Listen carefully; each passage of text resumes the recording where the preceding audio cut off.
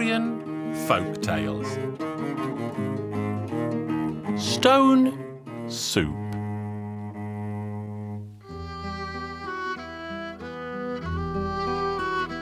Once upon a time, a poor young soldier was coming home from the war.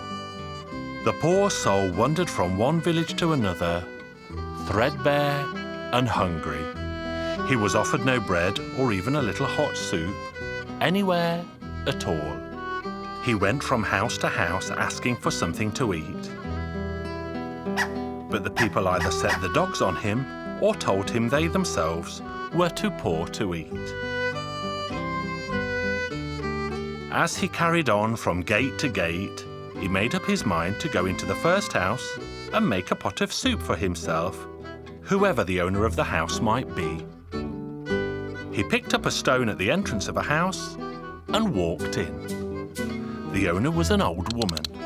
"Good morning, old lady." "Good morning to you, young soldier." "Are you well today, old lady?" "I am well. And how are you, young soldier?" "I'm also well. But I have to say that I would love to eat a little soup, if you have any to spare." "Oh, young soldier, I'd gladly give you some if I had any, but I'm as poor as a church mouse. I have nothing. My pantry, my attic, and my whole house are all empty. I have nothing, not even a crust of bread." "Well," said the soldier, "I'm not so poor. I have a stone right here in my pocket. I could make a soup out of it. All I need is a pot or a pan or something to cook it in." "Well, I could give you one. I have plenty of pots in the house," said the old woman, "but I have nothing to put in them." The soldier washed the stone nice and neatly and placed it in the pot. The old woman lit the fire. The soldier poured water over the stone and placed it on the fire to cook. He even stirred it with a long wooden spoon. The old woman watched him with curiosity. The soldier even tried the soup. "Well, it's good enough," he said, "but if it had a little salt in it, it would be even better." "I'll get you some salt. I have plenty." The soldier put the salt into it, stirred it, and said, "If you had a spoonful of fat, that would make it even better." The old woman said, "I do have some. I'll bring it right away." She brought a spoonful of fat and they put it in the pot. The soldier stirred it and tried it while the old woman watched his every move. The soldier said, "Well, you know, I'm used to making stone soup, but I usually make it with a piece of sausage. That gives it a better flavour." "Oh, I have some sausage," said the old woman. "I'll give you some from the pantry." Then the soldier said, "Bring 2 pieces, so then you'll have one and I'll have one too." "Very well, I shall bring 2." And the old woman brought 2 pieces of sausage. The soldier put them both in the pot, then stirred it and tried it. "Do you know," he said, "if you have some potatoes, we could cut some up and put them in here too. And if you have some vegetables, that would really top it all." "Oh, but I do have some," said the old woman, "and I'll bring them at once." So she hurried off right away, pulled up some potatoes and vegetables, which they cleaned and cut into pieces and put into the soup.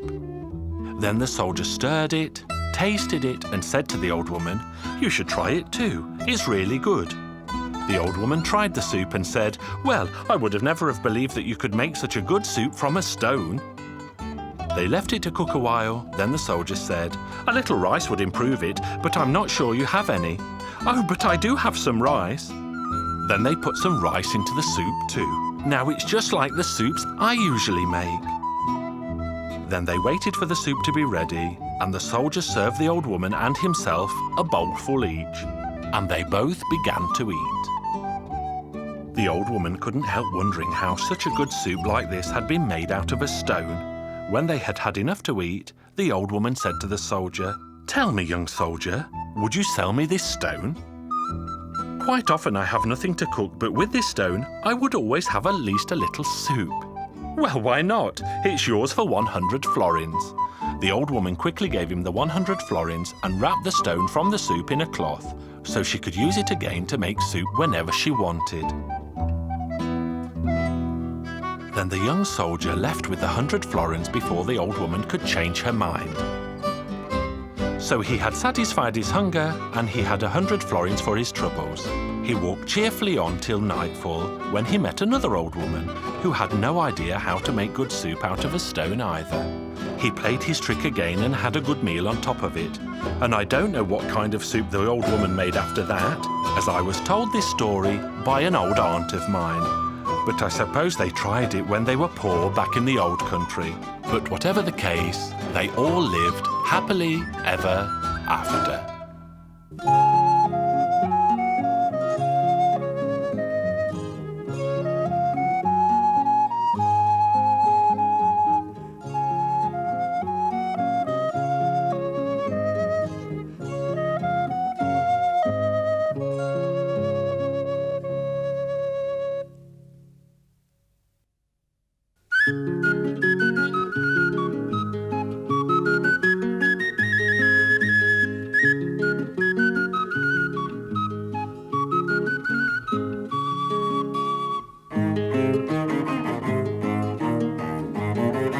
Hungarian folk tales. The Prince Who Wanted to Live Forever.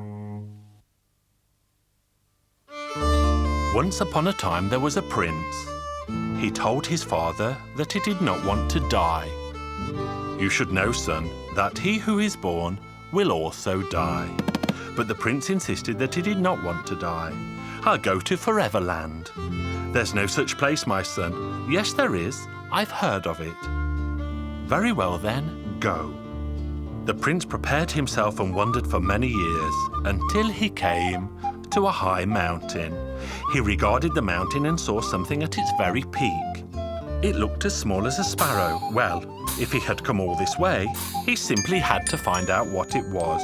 It took him years to scale the mighty mountain. There he found a huge giant. He greeted the giant, and the giant returned his greeting.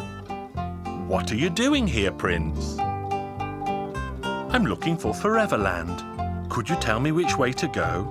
Of course, you've arrived. Stay here with me because the Queen of Foreverland will send you here anyway. I'd like to talk to the Queen myself. Please tell me which way to go from here. There's a large forest over there. If you cross it, you'll find her. The prince went off to find the forest. There he came upon a magnificent palace. And there he found a kindly woman sewing in one of the rooms. What are you looking for, Prince? The Queen, of course. Well, don't go any further, because she will send you here anyway. Stay with me, and we can talk. But I wish to talk to the Queen herself. You cannot get in to see her, because you have to go through 3 iron gates, and each is guarded by 3 wild beasts. But if you don't want to stay here, I'll give you 3 bread buns. Should the animals attack you at the gates, give them a bun, and the iron gates will open. And so it all happened. When the 3rd iron gate opened up, the prince saw the Queen was standing in the middle of a courtyard. She asked the prince what had brought him to her palace. I've come looking for you. Then stay here with me. And the prince stayed. Time went by, and one day the prince said to the Queen, "Listen, I'd like to go home. I left my old parents behind, and I'd like to see how they are." The Queen laughed. "Being a prince has not made you any wiser. How many years do you think you've been here? 3 years? You've been here for 3,000 years, but I won't keep you from going if you really want to. I'll give you a pair of shoes. Take them with you. A man will attack you. Tell him you'll go with him and then put on these shoes." So the prince set off, and he wandered and wandered until he reached a town. But the town was no longer the same as it had been. He asked a few people if they knew the king by such and such a name. No, nobody knew him. He asked the oldest looking man who was the oldest man in town. The man showed him the house where a 300-year-old man lived. The prince went to see him. "Do you remember my father, old man?" "Oh, my son, I've never even heard of him." As night fell, the prince found himself a room, made himself a bed out of hay, and went to sleep. In the morning, he woke up with a man standing right in front of him. "Hail, Prince! I've been looking for you for 3,000 years, and now I've found you. Come with me, because you ought to have died a long time ago." "Wait a minute, let me put on these shoes. Let's go out, and then I'll go with you." When the prince put on the shoes, they whizzed him away at once.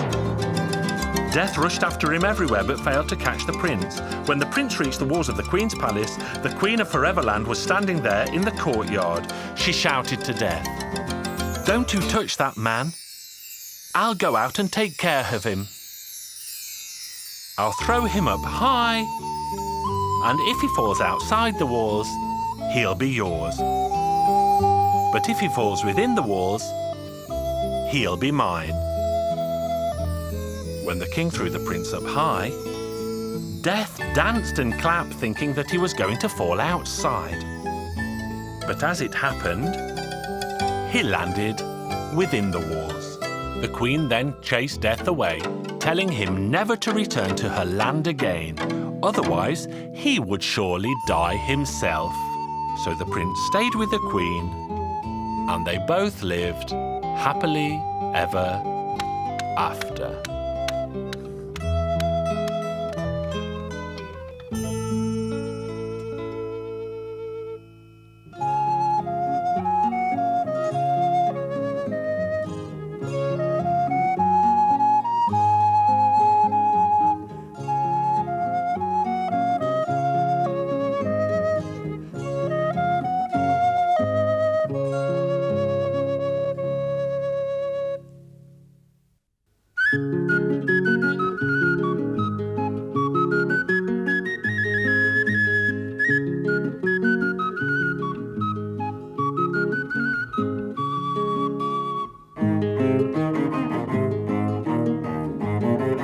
Hungarian folk tales.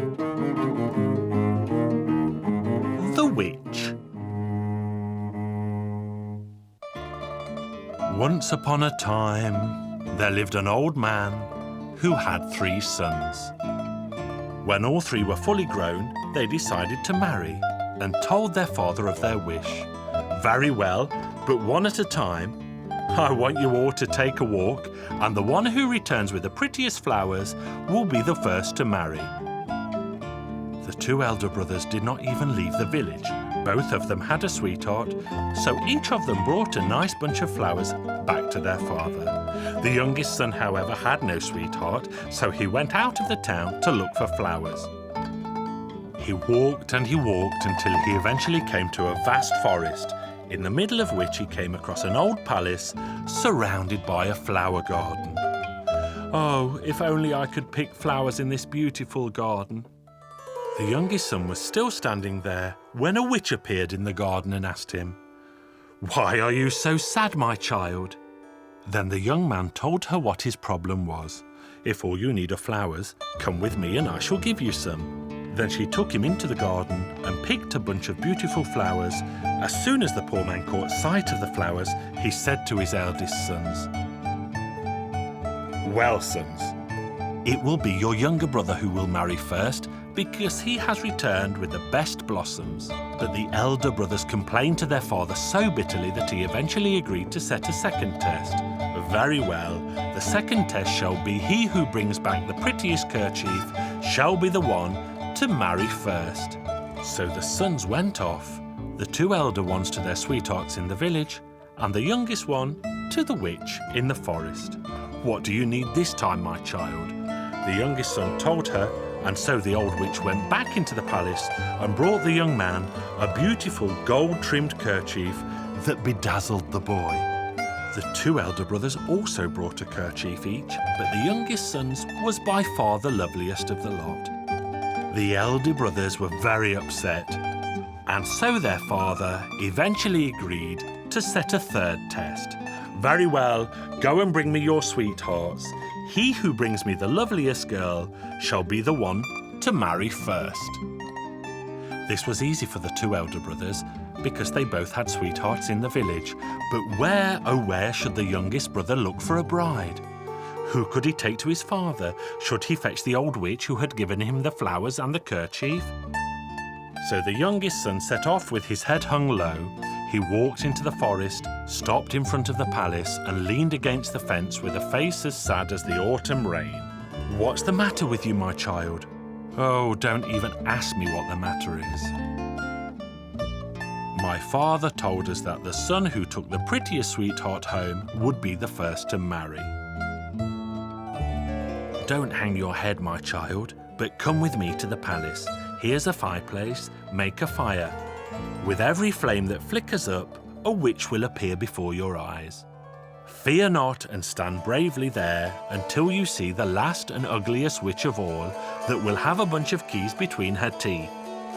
Then you need to snatch the keys, otherwise the rest of the witches will tear you apart. And now the rest is up to you." Saying nothing more, the old witch vanished. The young man made a fire in the fireplace, and as the flames began to grow and crackle, a witch emerged from the flames. The youngest son was so afraid that a shiver of fright ran down his spine. Then a second flame leapt forth, producing a second witch. Then many more witches followed this one. Eventually, the last witch appeared with a bunch of keys between her teeth. The youngest son gathered all his courage and snatched the keys, and, wonder of wonders, the ugly witch turned into a beautiful princess. The youngest son was too surprised to speak. All the witches then vanished from the room and were replaced by a throng of graceful maidens. Then the pretty princess said, "You must be very surprised. I'll have you know that I was the old witch who gave you the flowers and the kerchief. You must have been sent here by God, because I was a princess and a spell was cast on me. Had you not appeared, I would have remained an old witch, and now we shall be together for the rest of our natural days." The poor man was in good spirits and said, "Very well, I will let my elder sons marry too." And that they did, and their younger brother gave them each a house with plenty of land. Then the youngest and most fortunate son took his bride back to the palace, where they lived happily ever after.